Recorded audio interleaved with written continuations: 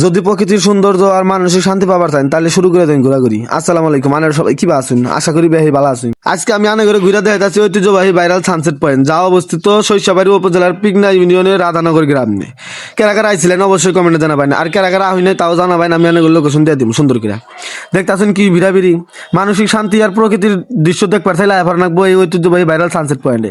এর আগে অনেক ভিডিওর মধ্যে বেহি কমেন্ট করছে যে আনেগর বাইরে বগলে সানসেট পয়েন্ট যাই না, কেউ জায়গায় কিছু ভিডিও দিন, আঞ্চলিক ভাষায় ভিডিও বানায়। আনেগর কাছে কি বানায়, আমার কাছে তো ভালো লাগে। আজকের ভিডিওটা মেলা বড় হবো, আনেরা একটু ধৈর্য সহকারে ব্যাখ্যান দেখবেন।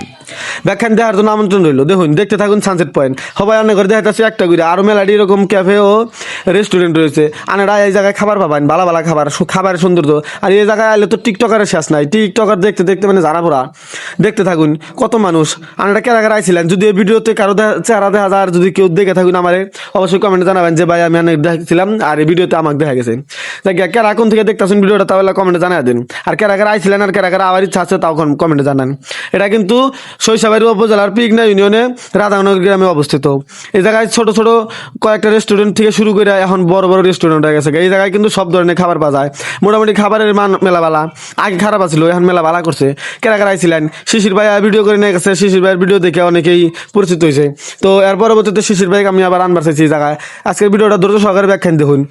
কেরা কেরা কোন থেকে দেখতেছেন অবশ্যই কমেন্টে জানা দিন। এই জায়গায় যায় আমার মনে হলো যে একটা মানে কি কম বলার মতো বাসা নাই। এত মানুষ আর এত সুন্দর প্রকৃতির দৃশ্য আবারই মন দিল না। এখন মানুষের ভিড়াভিড়ি কাই কে আয় ভরা নাকি, কিছু করার নাই। ঈদের মধ্যে মানুষের বুঝি না বাড়াবাড়ি উড়াউড়ি।